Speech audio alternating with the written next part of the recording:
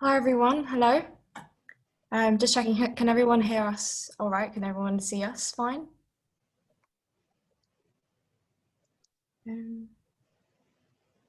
Is that good from everyone? If someone can't, if at any point I cut out or Sherry cuts out, please do drop in the group chat and then we'll review the situation then. If not, I think we're good to start. All right, hello everyone and welcome to Bell House. It's lovely to see you all here. I'm Angela and I'm a volunteer at Bell House and I'll be your host for the session. Before I hand over to Sherry, just a couple of housekeeping notes. Please keep yourselves on mute and you can unmute yourself if you need to ask something, but otherwise keep yourself mute on for the duration. We will be recording the session and it will be going up on the Bell House YouTube website, but we won't record the audience question at the end. And just to say a little bit more about Bell House for those of you who are new to us, so Bell House is an educational charity based in South London that offers support outside the mainstream school curriculum through lifelong learning, short courses, exhibitions and talks and also musical events. The house is also a centre for educational needs such as dyslexia support. We also champion wider learning courses for all age groups and they're free events like this one, and bursary places are available on all our courses. Just a little bit more about Sherry herself. So she's an author of Care at the Core, conversational essays on identity, education and power. Sherry also teaches elementary physical education in Vienna, Austria, and also writes extensively on topics of education, technology and identity. She also considers Twitter her digital living room. Sherry will be presenting, and during the presentation, because we're quite a small group, please do feel free to unmute yourself and speak up if you have a question as we go along. Alternatively, if you're also able to submit these into the group chat at the chat below, and we'll pick them up at the end. So that's all from me. Over to Sherry. Okay, welcome everyone. I am very honored to be here. Thank you for coming. And I'm going to share my screen so I can start my presentation. And let's make sure that we've got it. Here we go. Okay. Okay, so this is, this is my topic, navigating digital identities, and that's what apparently you signed up for. And I hope that this becomes an interesting dialogue. Rather than present to you, this is what digital identities are and this is how they work, what I'd like for us to have here is really a dialogue. I'm very interested to hear from you about what the notion of digital identities means for you, how you apply that term, how you live your digital identities. So I'm really looking forward to an interesting time together. And as Angela said, please, if you have a question, please feel free to, just unmute yourself and say your question, because we're a small group and this is supposed to be a dialogue. So without further ado, let's get started. So the title I've chosen is Navigating Digital Identities, Being, Showing, Sharing. And one of the reasons I like the notion of navigating is it reminds me of maps. Maps and geography and the ways in which we travel and move from one place to another. Also how we identify ourselves with a particular place, and how we decide to recognize others as being from that place, or when someone tells us where they're from, how we use that information. And in my own description, I said that Twitter is my digital living room. And so again, that's my way of saying, hey, that's where I'm from. Can't say much about Insta, can't say much about Snapchat, but Twitter, okay, let's talk. So that's a little bit about my background. So here's what's in store. I'd like to, actually I'm going to give you a task before I actually introduce what my definition of digital identities. I'm actually going to give us all a task, so prepare for that. Then we'll talk about choice and requirements in terms of digital identities. How many of the engagements that you are involved with, do you actually choose, do you actively choose? And how many of those are things that you're required to do? And we'll talk about that differentiation and how that plays out in your life. Then the next topic we want to look at is what are the things that you're doing? What are you up to, right? When you use digital media, um, what are you creating? And also, what are you consuming? And we want to think about what kind of balances, what is that? If you looked at the overall picture of your digital engagements, what does that look like? How much time are you spending creating? How much time are you consuming? And what are some other possibilities that maybe don't fit into either of those categories? So, and then we're going to finish up with kind of a structured discussion where we want to actually, rather than find answers, we really want to come up with questions that are relevant for us personally. The questions that we want to hold on to that will help us sort of move forward as we think about digital identities and how we move through the world. So as you can see, I've got my plan. I've got my my wonderful image there to show you that I am scheming, and I hope we can scheme together as we go through this. All right, here is the task. I'm going to ask you to make a list. So if you have anything next to you, your device that you can work on, or a piece of paper and a pen, anything where you might be able to make a list, I'd like you to spend just a couple of minutes to take one of these options. So one of them is to make a list of all your different handles and usernames for different platforms. So that might be social media, that might be for logins for school, for I don't know, wherever you make purchases, catalogs, just try to think of all the handles that you can think of and your usernames. Another possibility is to create a list of the platforms or services that you use throughout the day on average. So where do you tune in? Like, is it, WhatsApp, Amazon, Twitter, LinkedIn? What sort of what services are you using? And just try to make a list of the ones that you use most frequently and that you're most likely to check in through during a day. Or you might decide to make a list of as many of the people you can remember contacting digitally in the last 24 hours. I'm thinking about that. For me, if I think, oh, that's not so many people, because I think, oh, I didn't call anyone. But if I think of the number of emails, of Twitter direct messages, and just interactions on Twitter, that it becomes a much larger number, and then I'm kind of at a loss to actually name all of those people. So I want to give you some time to think about those, and I'm going to turn on some music for us to do that by. So I want to give us, let's say, 2.5 minutes to start writing your list, and then I will ask for volunteers to perhaps share some of those things. So here comes the music. I hope you can hear it.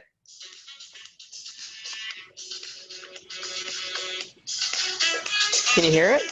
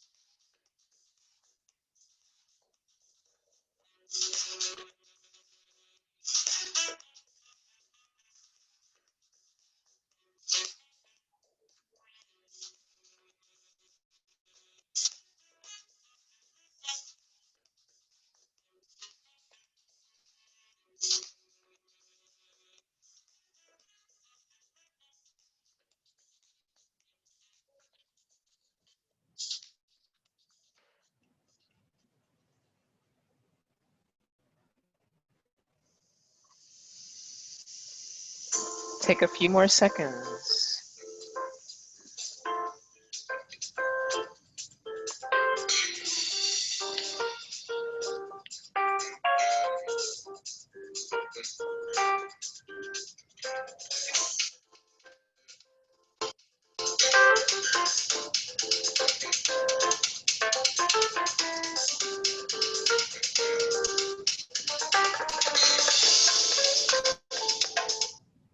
Okay, so that was a rather abrupt end to the music.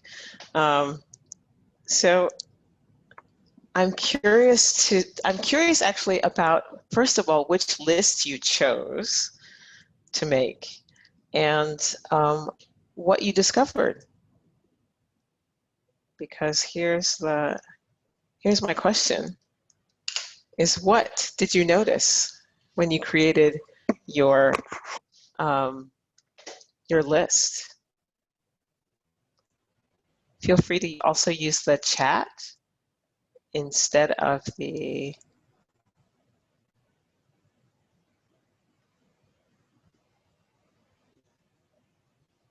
Yeah, if anyone's happy to share what they found out, you're happy to unmute yourself and speak up. If not, alternatively, you can drop your comments into the group chat.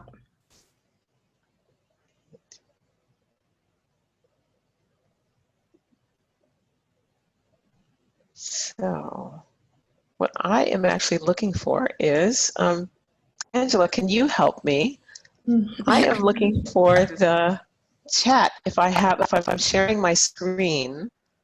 The chat's on the very bottom, so it's quite hidden. You might not be able to see it when you're sharing a screen.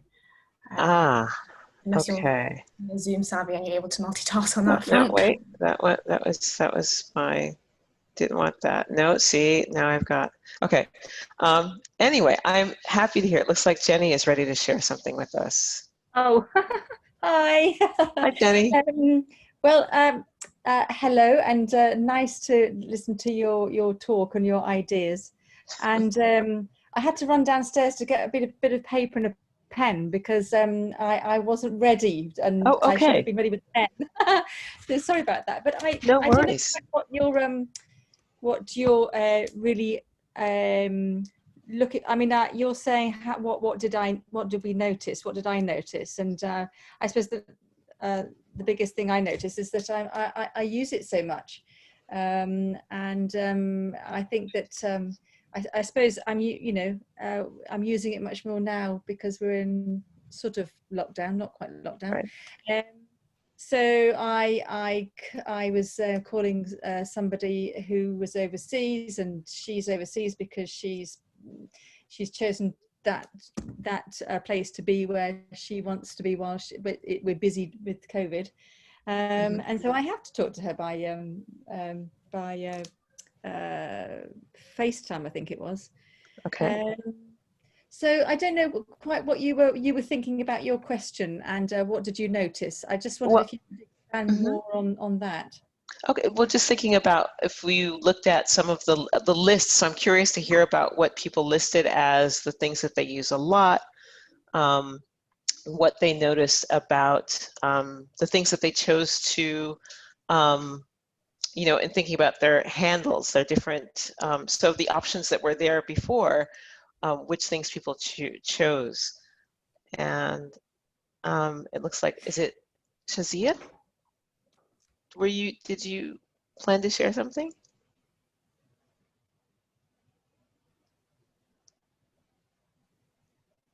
Okay. You have to, can you unmute yourself?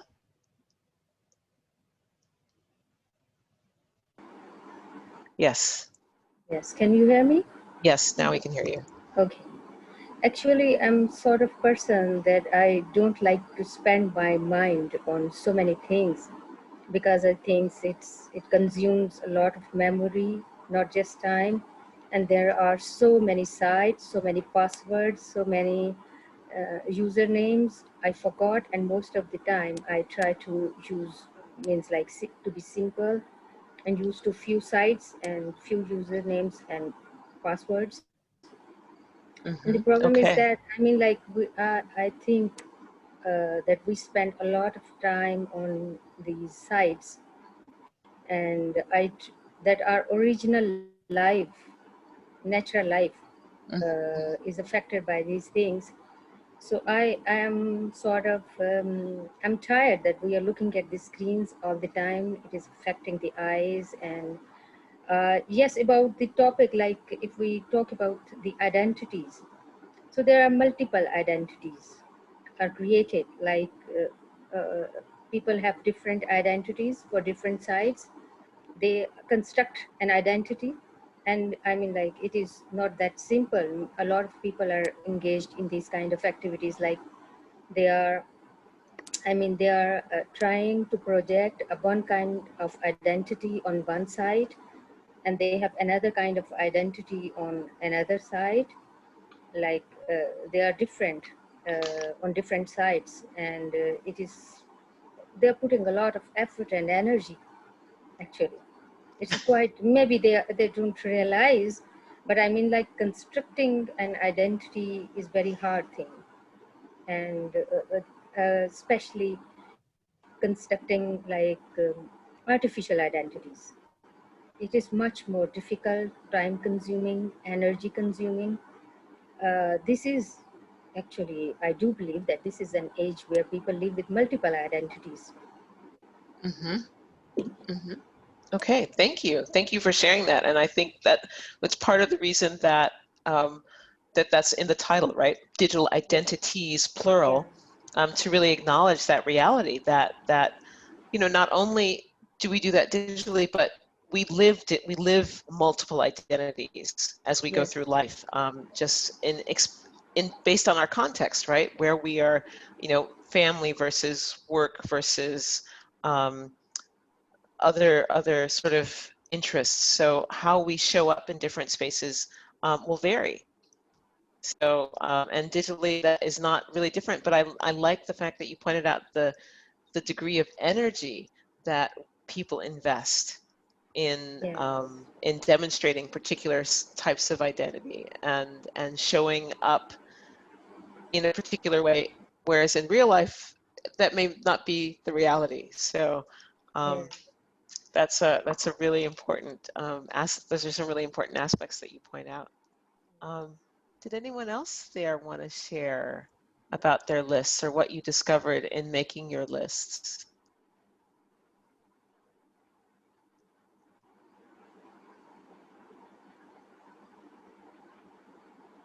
Okay, I just want to make sure that folks do have a chance to contribute, because I'm not that interesting.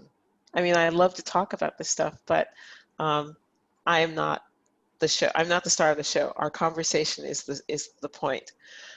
So let's move on. Let's think about, what do we mean by digital identities?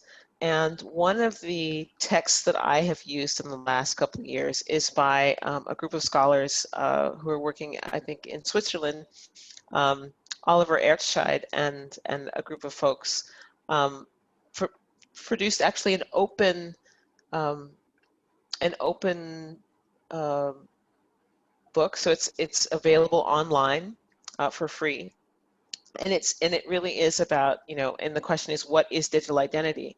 And this is the really the short version. But the sum total of digital traces relating to an individual or community.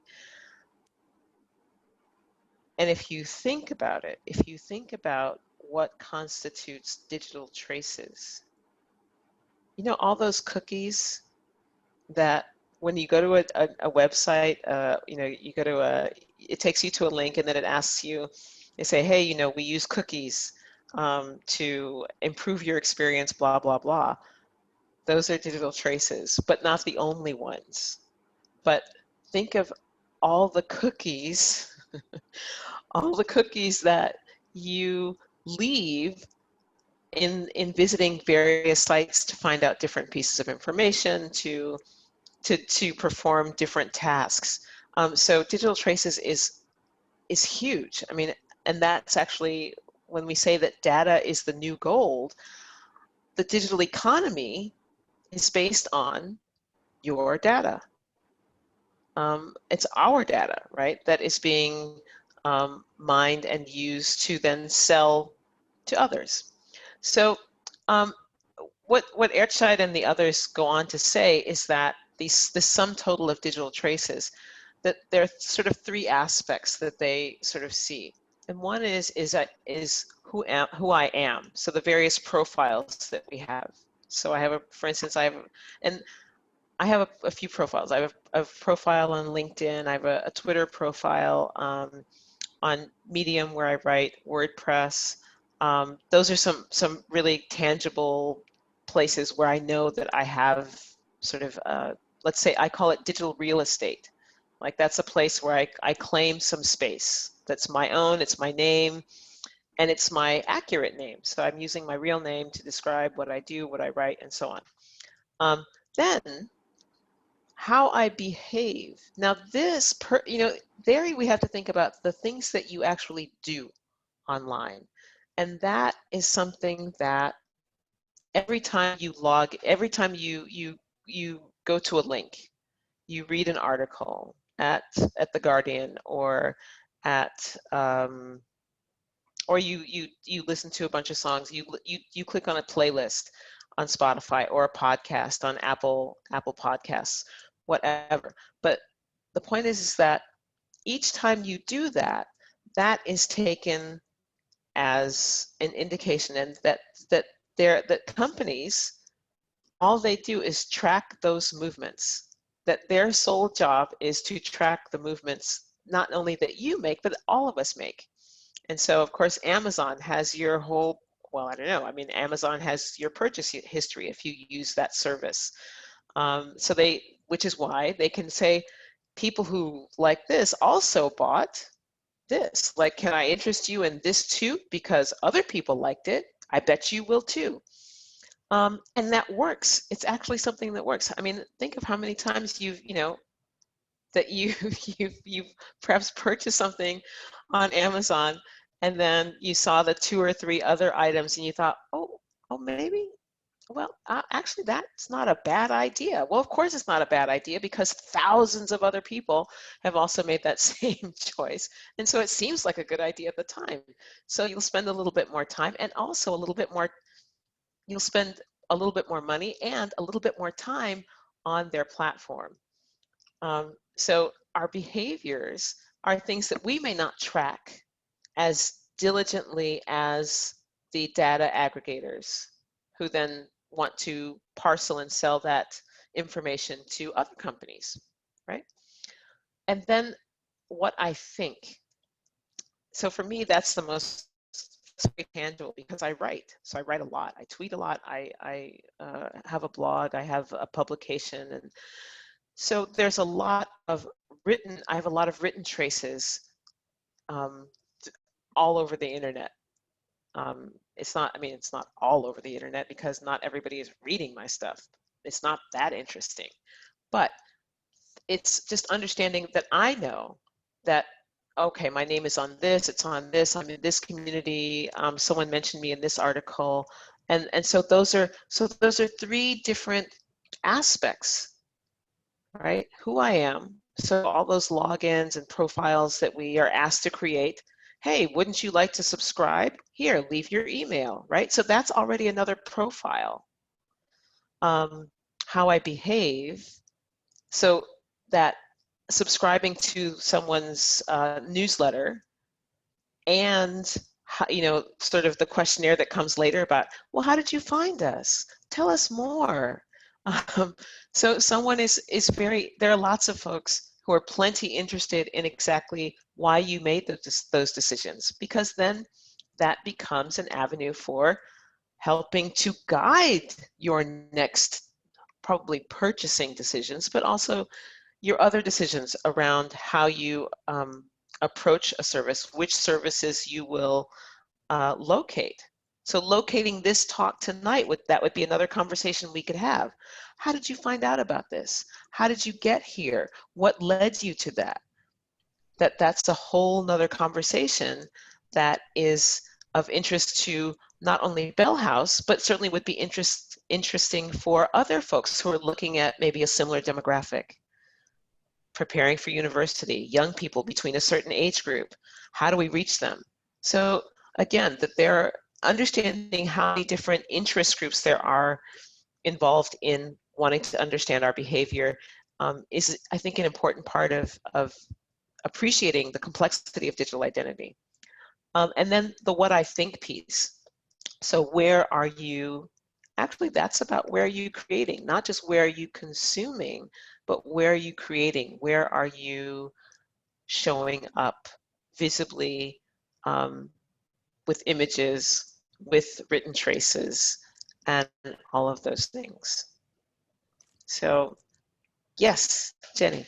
Hi, Sherry. It's very interesting what you say about the different identities or the different places that take our cookies and they're interested in us, and the reason is because they, you know, our data is their gold, you know, that. And but what and frankly, I would prefer not to share my data with anybody, but I find that it's impossible to do it, impossible to run a modern system whereby I use IT all the time, and but yet I don't have an option. You know, if I want to use a website, I have to say yeah, I'll accept the cookies.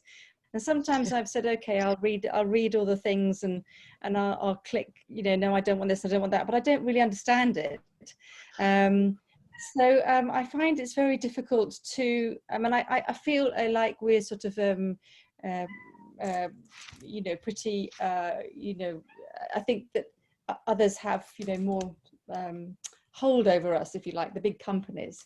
But I'm not really quite sure how to crack that, because actually I want to use Amazon.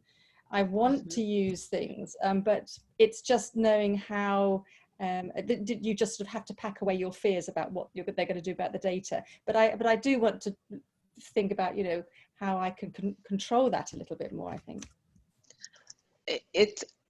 You are not alone, and I am with you in that boat. That I too use so many of these services, and I also even if I've read the works of a number of scholars who are particularly critical of surveillance capitalism, of platform capitalism, and how it operates, and really how it in principle is extractive. So it really wants to draw things from us and give us a little bit back, right? So the fact that Twitter is free feels like, hey, that's a boon until you realize all of the things that you may be giving up in exchange.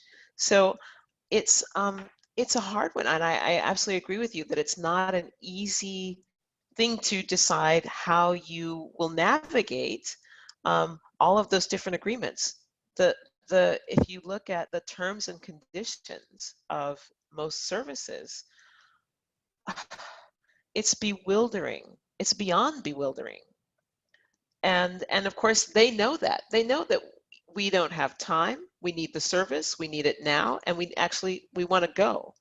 So in that sense, they kind of have us. Those companies, those platforms, kind of have us over a barrel. What my tech critical friends would answer to that is that, for instance, the EU with the GDPR regulations, which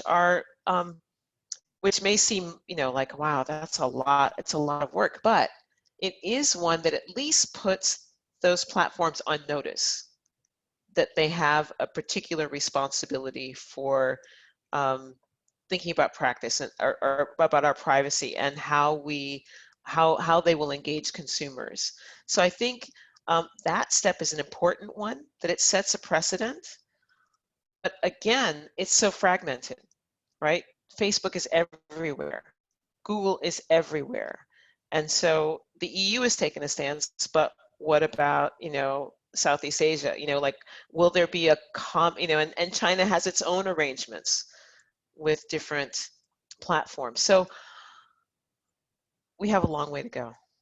And I do think that it's what I do think you can do, Jenny, is I do think you can keep your eyes open for those critical voices and listen up. I think there are some excellent journalists who are on the case. And I think if you follow, there's the Guardian journalist who kind of broke open the whole Facebook and in the 2016 election and that whole thing, right, with data and Cadwalder, anyway, she's a British journalist, but I'm thinking following people like her who expose the complexity of those relationships and also the political implications of those relationships, that I think that those do help us to sort of, at least if we're not able to, if we want to keep shopping at Amazon, at least we know what it is we're saying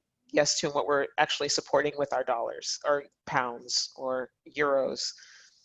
Yeah, so thank you for that. And actually follow me on Twitter. But I can introduce you to a few more names of people who are worth reading, I think, who have much better things to say and more useful things to say. Okay, so I have to tell you, this slideshow is still a bit of a surprise to me. So I'm sort of like, oh, what comes next? Okay. So now this other piece of choice or requirement. I've put here a number of different things, right? Learning management system, electronic school records or transcripts, social media, school email, private email, dating platforms, entertainment streaming, gaming platforms. And these are all, this is just a sample. This is just like what, you know, off the top of my head, things that we, things that we probably use, but to what degree does it matter whether we choose those things or whether we're simply required, right? So for instance, I hang out with a lot of higher ed folks, so people who are teaching in higher ed or who are administrators at universities, and there's a lot of talk about learning management systems. So all of those wonderful platforms where students are asked to log into, to track their courses, to get coursework, but also partly to do coursework, perhaps, but also to access a whole number of different university services. And so the learning management system can be used in a variety of ways. And so in that circle of friends who talk about that, they talk about the usefulness or also the nature of the companies that provide the service of a learning management system. Are they also extracting student data, and what are they doing with it? How protected are students and faculty in that forum? Because again, that's an agreement between the university and usually a private company. It's usually not a university internally developed product. It's usually something that is that it's a service that's purchased from outside and then adapted to the university's needs. But thinking about these, when you think about your choices, what kind of choices have you made so far? Where have you gladly jumped into the digital realm and said, yes, sign me up, let me be a part of that?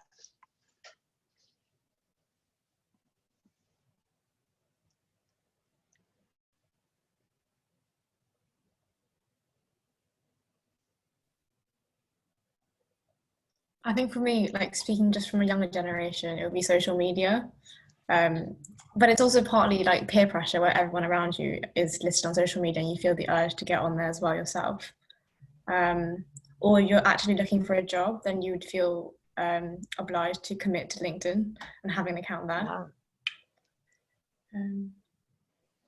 That's very real. I speak from, it's very funny because I think I started my LinkedIn profile in 2011, 12, and it feels like it hasn't really been updated since then. So if any of you happen to look up my LinkedIn profile, I think you might be kind of like, really? She's talking to us about digital identities? There's no evidence of that because that's just not a living platform. It's where yes, I have a name there, but it's not one that I'm active in. And I'm glad you pointed out the whole notion of peer pressure, right? Well, all my friends are there.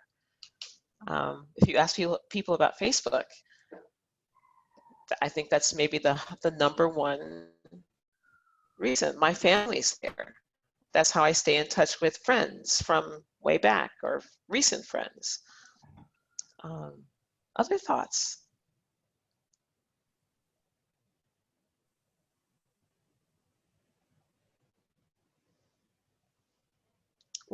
I'm wondering about the things that you don't choose that are required. What are some digital commitments, let's say, you have that are not of your own making, but you are required to engage?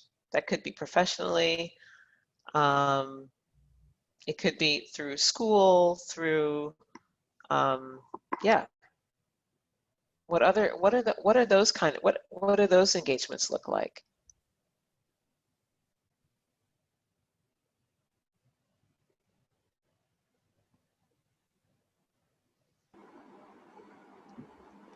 Yes, I would like to add something here. Like we have some professional profiles that are required. There is a kind of requirement. So we are, whether we want it or not, I mean, like, it's time consuming, and again, it's energy consuming, but like, we have a pressure on ourselves. Looking at other people, other colleagues, we see that we need to build this. Okay, so we add our, like, building our CV, and kind of putting more research papers, like for instance, on ResearchGate, when we see that the other people have 50 papers and they have 60 citations, and then we have pressure on ourselves. And then I mean, like, we don't do it because we are glad to do it, but this is a kind of requirement. Yes. Oh, absolutely. When I think about the competitiveness of the academy, and as you point out, ResearchGate, citations, that part of your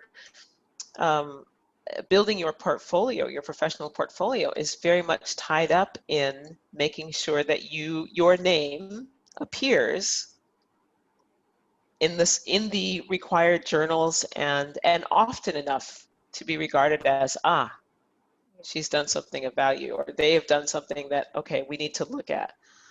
Absolutely. Yeah. I mean, it's not that easy. It's a very complex issue, because the pressure that you feel, and then it's not a happy making thing. I would like to add here about the likeness. When on the Facebook, you have a choice that the people are liking you, how many likes you are getting. So the professional profile is like something like that thing, like how many likes you are getting, how many citations you are getting. So it's kind of like playing a kind of game with your mind. You are getting pressure, you are getting these tensions, you are consuming your energy. I mean, it's not just like your institution that is requiring you to build this, but you are doing it because you do have other competitors. So it's very complex issue. I mean, looking at all the time at your citations, okay, now I got 60, now I got 2, now I mean, it's like the Facebook. It's a kind of, yeah, I mean, like, worst thing as well for the generation who is living with this digital era. You can see that here we have a lot of pressure, a lot of burden on our minds, and we are comparison, the element of comparison. When the people are Yes. comparing with, I mean, I do not know, it depends, vary from person to person. They are comparing their self with the other people. Okay, this person got 5 likes, I got 200 likes. So I mean, it's very complex. Absolutely, and I'm so glad that you described that so beautifully. Exactly this, especially the gamification of professional reward. This notion of likes playing into to what degree one person can lay claim to not just popularity, but really a kind of status, right? And the same is true with Twitter followers and you know, if you become a LinkedIn influencer and all of these things, and the pressure that creates, right? That it, to, I suppose it's both an external and an internal pressure, because in order not to be left behind, you must compete. And so that you are somehow, as you point out, I think really well, it becomes a requirement. It's not really of your own making. It's the system itself that sort of says, look, if you want to make it here, then you must do these things. You must jump over these hurdles, and they have to be quantifiable. And this is a big part of digital identities, is quantification, right? Exactly the likes, followers, number of citations, and that comparison, that quantifiable comparison, can really become quite corrosive in some respects, because it it tends to diminish nuance that many of us were looking for. And so that energy consumption is one that it's consumption because it's sort of misplaced energy, right? In trying to acquire the likes and the numbers that demonstrate something, but missing out on the actual conversation that's meaningful about your research, about your work, about what it is you're trying to achieve with your academic research. And that's the part that can be quite frustrating, particularly in pursuing professional, Identity. professional, once again, Professional identity. It's a professional kind of identity. identity, like we have multiple identities. Absolutely.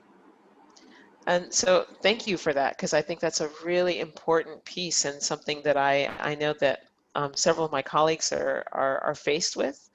And also thinking about the academic job market, which is trash.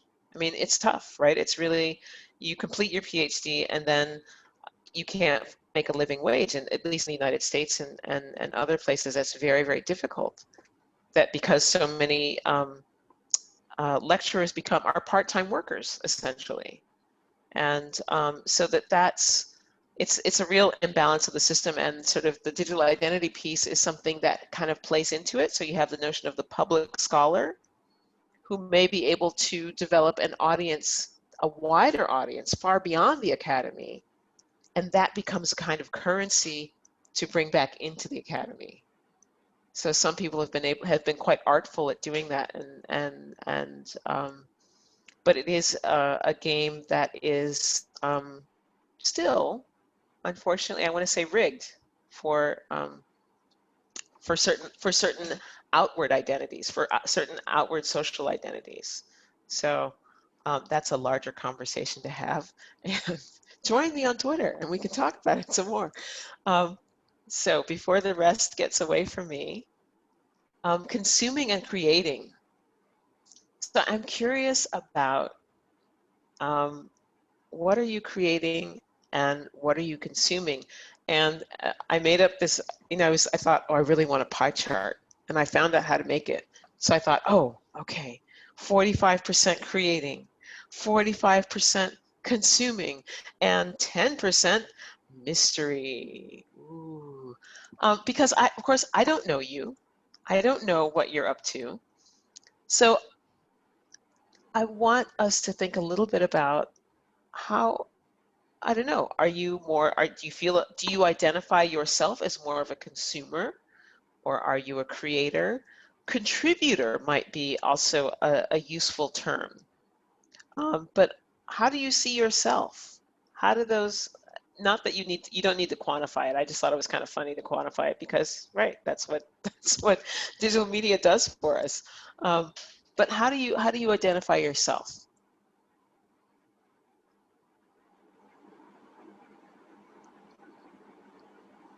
Well, for me, I think I'm most of the time creating. I'm sort of person who is very kind of 80% creating something, and I'm consuming very less. Okay. Yeah, I mean, like if I have built a face profile on like a page on Facebook, so I'm like filling it all the time because I'm creating something, and the same thing again, the followers, how much the followers you are achieving, the people are appreciating you, so I'm creating all the time. So I Okay. mean, I'm less a consumer person. Okay. Thank you. Jenny, how about you? Oh, well, I think I was probably creating and contributing this morning and then consuming this afternoon, because while I'm ironing, then I watch something. So I'm consuming something lovely on whatever, because I think, well, I'm doing something while I'm consuming. So I sort of feel guilty about consuming, unless there's something, a really good film that we've heard about and we want to watch, or it's associated with something else that we've seen, or maybe we want to follow up on this talk or something, that's fine, you know. But then in a way you're actually creating more about yourself as well that way, if you're looking for information, I suppose. You know, the consuming bit, yes, I always feel a bit guilty about that. And I don't do any gaming, but I just do the catching up on TV when I've missed out. Yeah. But I've got to be doing ironing at the same time, so that's the way it works. But no, I mean, it's a mix, and I think that's why IT and all of this is sort of so brilliant, because you can just sort of do different things according to what is important to you at that time. So yeah, bit of both today. Yeah, and I thank you, because I think that's I love the ironing and catching up on your missed shows. Like, that's, I mean, what a great combination. I mean, I think that's also something that recognizing that kind of fulfills a need, because I notice that I'm a much happier person when I'm hanging up the wash. If I go and get my old CD player and play some old, 90s rhythm and blues, I'm so much more content. And I don't know why I didn't do this earlier. Um, and so it's something that I think recognizing what kind of fills our own what fills our own cup, and allows us to just sort of enjoy something that, like, okay, I'm ironing, but I'm also, it's kind of a, you got the thing going, you're doing your work, but you've got this reward, right? So that's kind of nice. Um, and um, so thanks for that. I'm thinking about my own habits. Um, I do a lot. I like to think that I'm creating a lot, but actually I think I'm still more on the side of consuming, but my consuming tends to be reading. So that I'm usually I go into Twitter, and then I locate, someone has pointed me to this link or that link, and then I think, wait, drop everything, let me go read this. And then I go read that, and then I connect it to something else, and you tweet about it. And so it's this cycle, and then maybe I'll get around um, to blogging on it and talking. I want to bring some things together. So, but I do think I do consume more, and I hadn't thought about this, but when I'm teaching elementary PE, I'm consuming quite a bit, because I'm usually using a music streaming service to play music during my classes. So it's another form of consumption, but it feels passive because, I'm just trying to, like, okay, this is how I create an atmosphere for my class where we feel like, okay, let's keep moving. So the consumption, I think, is something that may sneak in ways that we don't realize. I think, for instance, Gmail is a great example of consumption, like that sort of, that's on the borderline, because it's something you need your email, whether it's Gmail or something, a different service, but it's a way of, like, okay, so you've got to consume it. You've got, professional email. You didn't choose it, but guess what? You have to read them, or at least sort through and figure out what's relevant, what can I discard. So it's funny to think about emails kind of being on that cusp of like, this, like creating, maybe not so happily, but okay. Almost getting to the end. Now, my idea here, questions rather than answers. I want to finish up with this notion of kind of to wrap up, rather than sort of saying, well, now we have analyzed digital identities and we have said the following. The following is true. No, that's not this workshop. But I think there's something very powerful about questions, about formulating questions that we want to think about a little bit more. Because I think if I have any big message in my writing, in my all of my outreach work, it is about reflection. I want us all, myself included, to think about, to just step back and consider, what does this mean? Why is this relevant? How does this connect to that thing? So that's really my big message. So I realize our time is almost up. So I want to ask us to take a moment. I'm going to turn on some more music and really try to think about what are some questions about digital identity that you want to take with you. Okay, so I'm just going to give us a minute and a half, okay, to reflect and oh,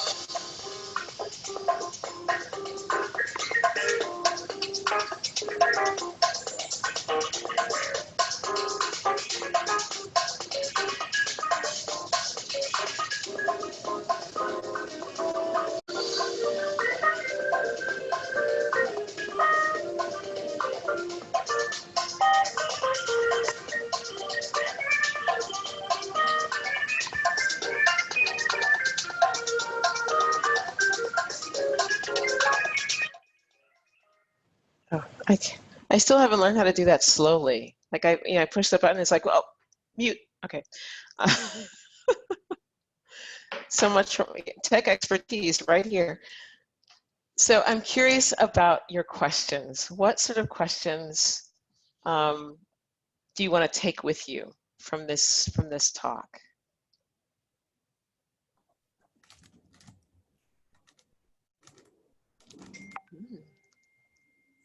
Angela, Jenny, I can't tell. Yeah, so really, I think what we discussed before about, well, for me, I think it's to do with the safety and the control that I have, and I think the questions that I want to just take away with me is to and go and find out more about people who sort of, you know, follow these the same questions that I have, which is what you mentioned before. And you know, if you were able to maybe give us any other journalist names that might be useful to follow, and where they put their writing. You know, do they put it all in Twitter, or do they put it in the newspaper, or do they put it online somewhere, or is it like a personal view, or the Guardian's view, or whatever? So that'd be really, really useful. And then I think it's all about sort of thinking about control over the big companies, and the GDPR was an interesting thing to talk about earlier. And hopefully, I mean, well, I've had GDPR from the other side, because I work within a charity, and we're trying to let our members know about various things, but we can't write to them because we're not allowed to. Right. So we want it from the other side, you know. It's a slight irritation, but we know that we have to find our way around it, because on the other side, when I'm a user, I want my information to be used properly. So it's something that we've all got to face, I suppose. And yeah, I mean, I think through reading the journalistic stuff, I'd be interesting to know. I mean, I never knew the connections between Facebook and WhatsApp, because I was furious with Facebook, because I just didn't like the way things were happening about the information. So I thought, right, well, I'm going to stop my Facebook. I don't use it anymore. And then I started using WhatsApp, thinking that would be better. I didn't realize it was connected. So what I was telling one was the other. I mean, it's a bit like retail shopping, all the shops we think are different are actually all connected in some way, as the banks are as well, and so it goes on. So I think it's really important to be sort of aware of that. What one can do about it, I don't know, but I think that I would be very interested in reading up more about the journalistic sort of investigative stuff, that just because I think these are the people keeping an eye for us, and I think it would be really good to be more more, I'd feel more in control if I had more information about it. Okay, I will. I'll find a way to share with Angela, as a follow-up, so that I can get those resources to you, because I think there are some wonderful folks to follow, and I think that's important. I think it's really important to find those voices. Mm-hmm. So thank you, Beth. Yeah, absolutely. I think it's really important. Like the point that Jenny raised about being mindful about that these things are happening, and what you should consume, what you shouldn't, and like she said about the journalists keeping a tabs on it, keeping an eye out for us. I think definitely being mindful of these things would be really good.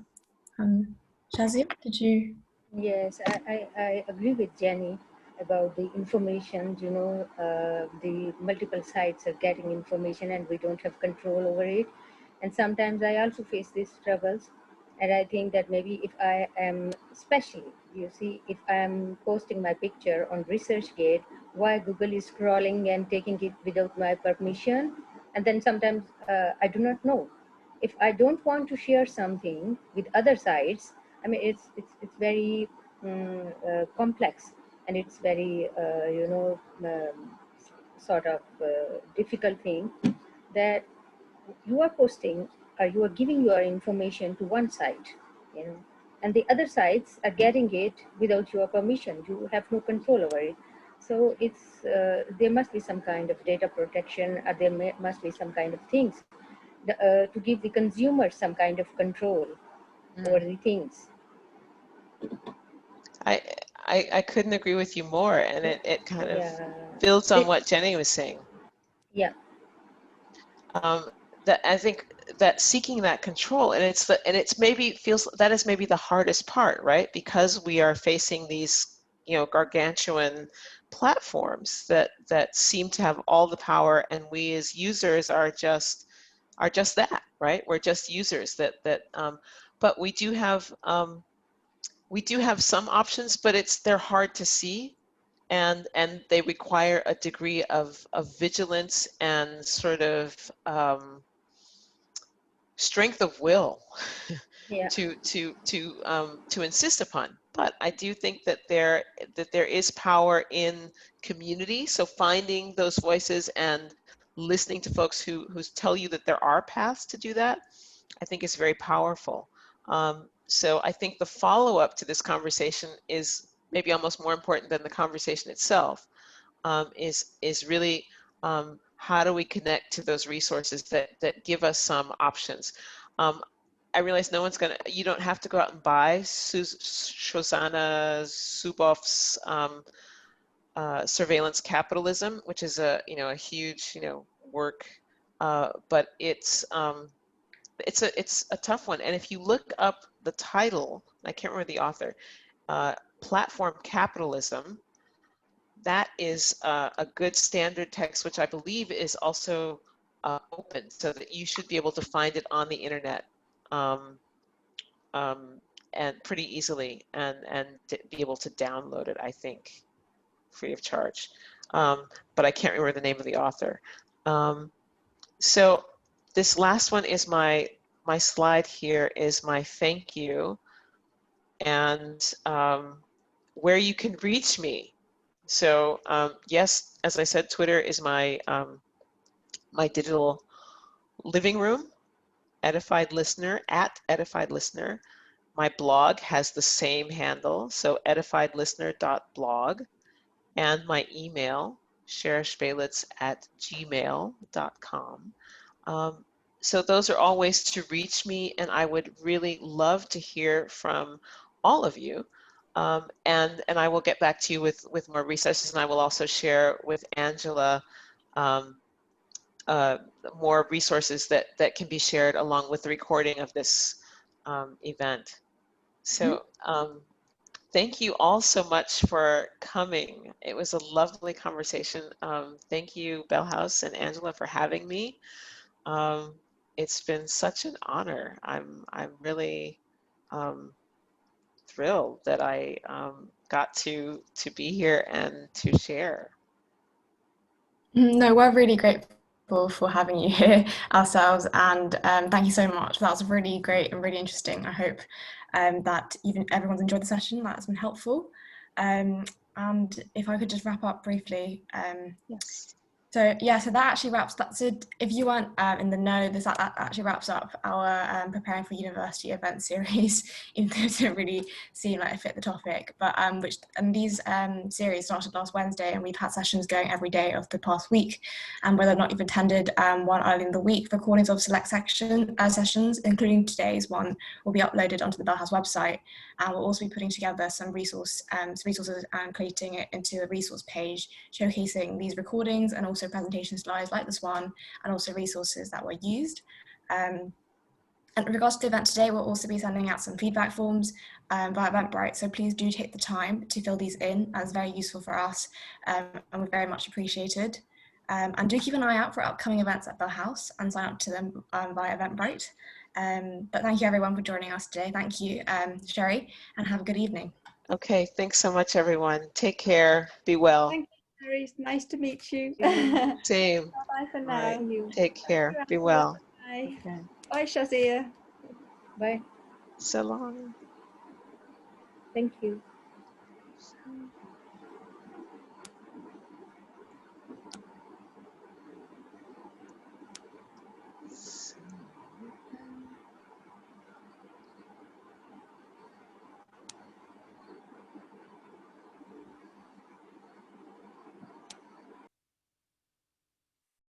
Sorry, Shazia wasn't leaving, and I wasn't sure what she was doing. Sherry, can you hear me? I muted myself briefly. Thank you so much. That was lovely. That was a lovely conversation. Really interesting. And thank you so much for having me. Yeah. No, I'm really grateful. I'm really appreciative that you for the session earlier. Like, I think it went really well. So we did have a difference in like the numbers that signed up and the numbers that actually showed up. But that's the same for every event. All good. But really, I just wanted to kind of catch up with you at the end, just to get some feel for like how it went for you, and like areas like just reflecting on the event today, areas to improve, like either for yourself or like for us as well. But like, how did it go?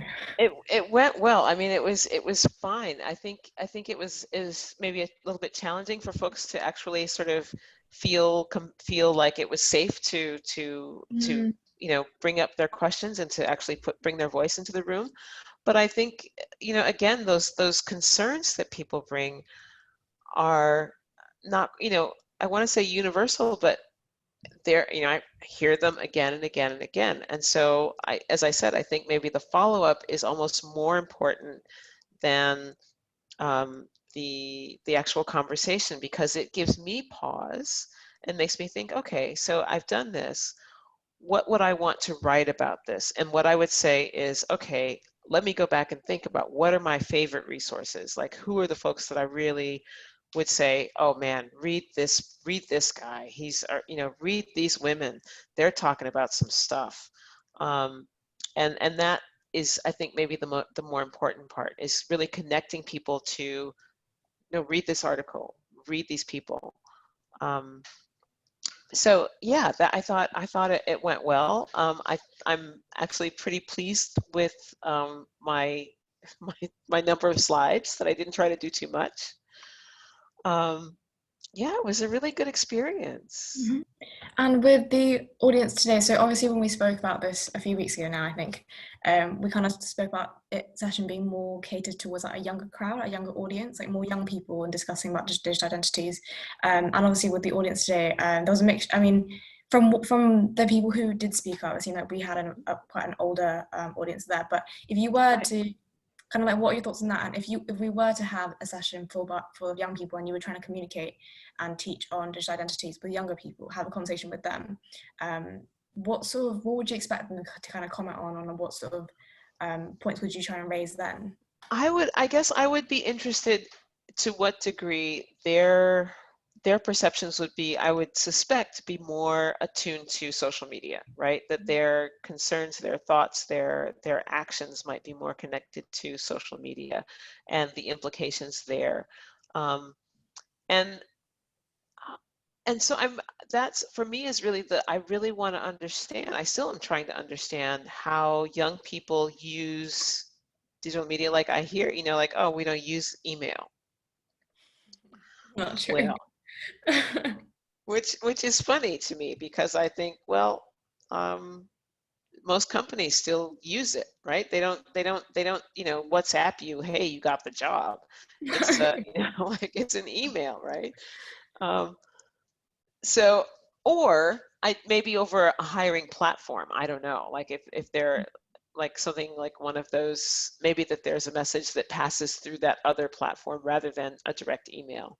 But almost all of the services that we use are predicated on an email address. Like that's the way in which you are anchored in the internet, right? That's your first address. That's how you first sort of register yourself. That's your authentication, that you are a person, because you have this one piece of code that says this is where you can send stuff to me. So it's interesting. I would be really interested to think of to talk with young people about, what about email, or what is it? How does it show up in your life? That's the thing. So, like, because we're such a connected, like, world society, that people have access to internet. So email does work, and most people do have email inboxes. But for those that don't, and only have a cell phone, only have a mobile or just a number that you can call, then it becomes a lot. Then because email is not an option for them, and it becomes a lot harder to reach them. But I have, in regards to like hiring, like, companies and stuff. So yeah, I would agree that most, it is predicated on an email.